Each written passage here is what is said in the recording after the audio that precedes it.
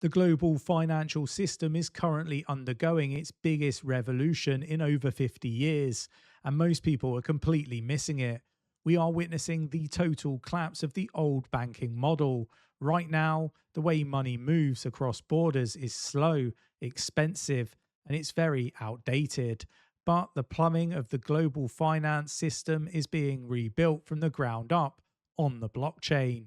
At the very center of this transition are Ripple XRP and Stellar XLM, but they aren't doing the same thing. While XRP is aligning with massive bank to bank liquidity, Stellar is quietly becoming the primary rail for asset issuance and real world tokenization.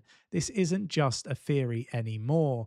For years, the single biggest weight on XRP was the legal cloud of the FCC case. That's gone. XRP has moved from being a legal risk to an institutional usable asset, and the data proves it. We're seeing a massive shift in 13F filings and custody data.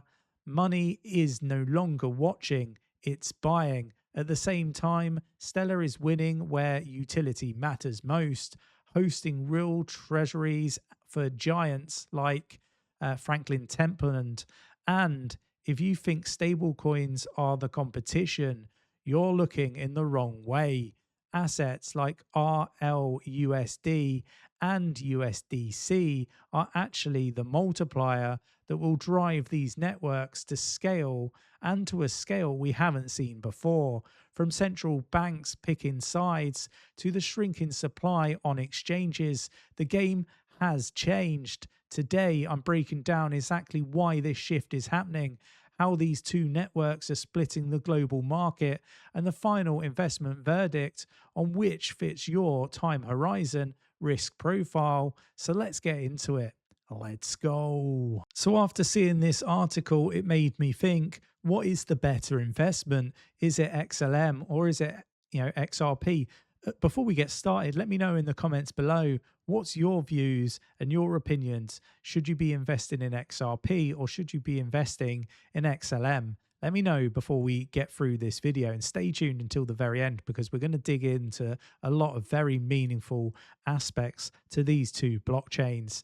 So let's start with the big shift, why global payments are being rebuilt. This is about the collapse of the old, correspondent banking model. Cross-border payments are slow, expensive, and capital inefficiencies exist because the value doesn't move with the message. Blockchain settlements, fix this, at the very core of what the actual issue is. XRP and XLM sit at the center of this transition, but they're being pulled into different roles for the global monetization, thesis that we're seeing as we go through. And this is more than just hype. The plumbing of global finance is actually being challenged, right? And I think that this is very, very important to be talking about, right? We need to look and consider the messaging versus the settlement, where XRP and XLM plug in, right? So Swift is upgrading to ISO 20022 and token aware infrastructure, not replacing blockchain, but validating them. XRP and XLM benefit because they are already speaking with the same kind of language banks are moving towards. The difference is direction. XRP is aligning with bank-to-bank liquidity and FX settlement, while Stellar is aligning with asset issuance and movement. And these are, two completely different things, right? Both are structurally, I guess, taken advantage of the different opportunities that are there in the traditional finance sense. So look, we need to also talk about the XRP legal cloud, the fact that it's gone, and the fact that it does change everything, right? The SEC case was the single biggest weight on XRP for 5 years. Once that ended with clear secondary market legalities, right, that came with that, XRP stopped being a legal risk and started becoming, I guess, an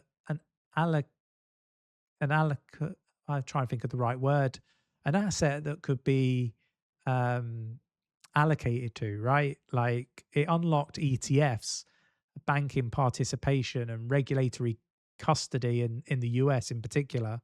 So it's moved to, I guess a legal safe spot in the eyes of many. And again, something that a lot of people don't really take into consideration, right?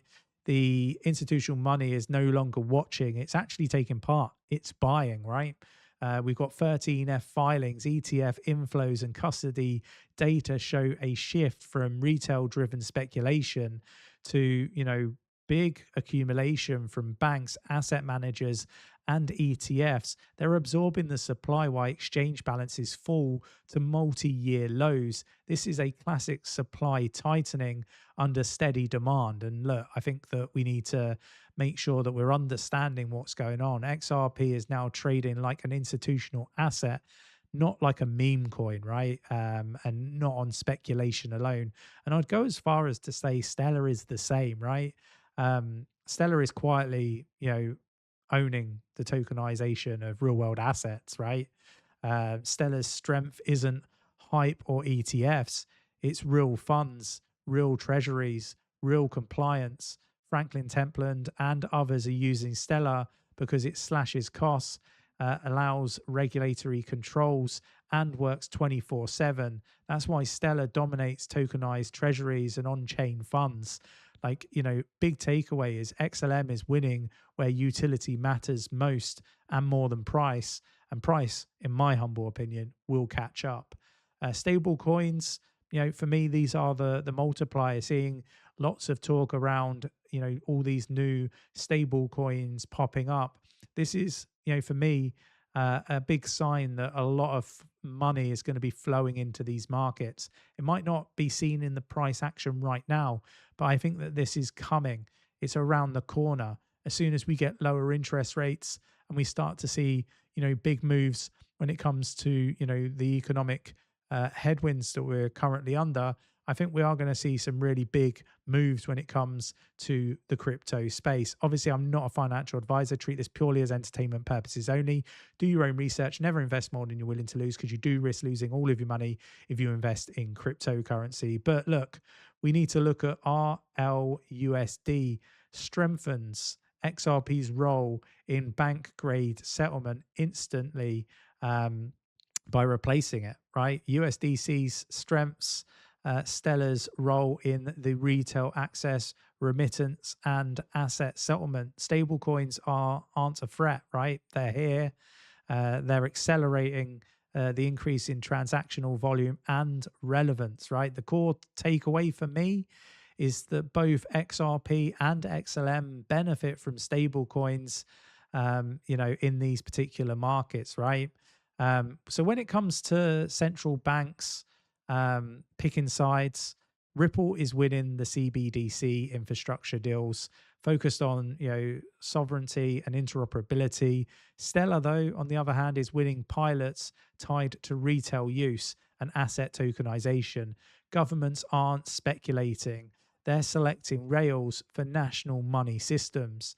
Sovereign adoption gives both networks long-term legitimacy.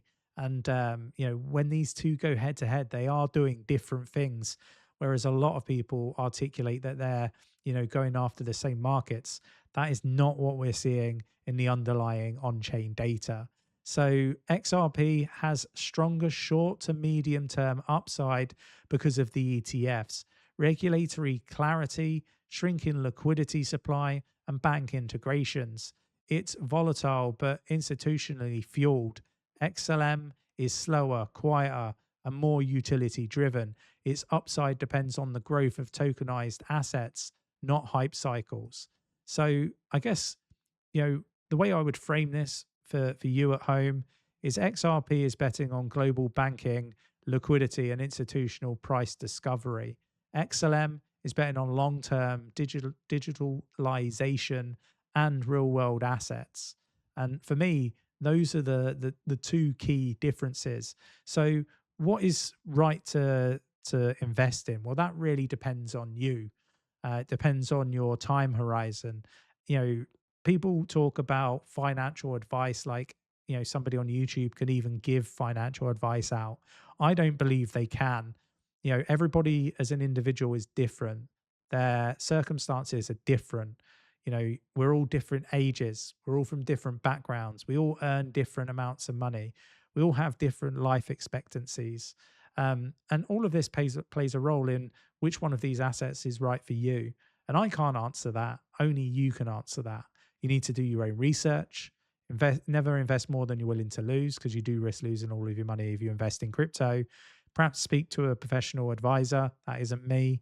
Do your own research is, so important. But thinking about your time horizon, what do you want to get out of your investments? Are you short to medium term time horizon when it comes to investments, or are you more long term? Do you have more time? Do you have less time? These all need to eke into whether this is the right asset for you or not. But one thing that is, for sure, in my humble opinion, not financial advice, is both of these are quality assets that seem to be being adopted by big institutions, big hedge funds, governments. These aren't speculative assets anymore. They're real world utility assets with a real purpose. And ultimately, when we start to see quadrillions of dollars come into this crypto space, they could do very, very well. Let me know your thoughts and opinions in the comments below. I hope you enjoyed today's video. If you did, hit the like button, subscribe, and I'll catch you in the next one.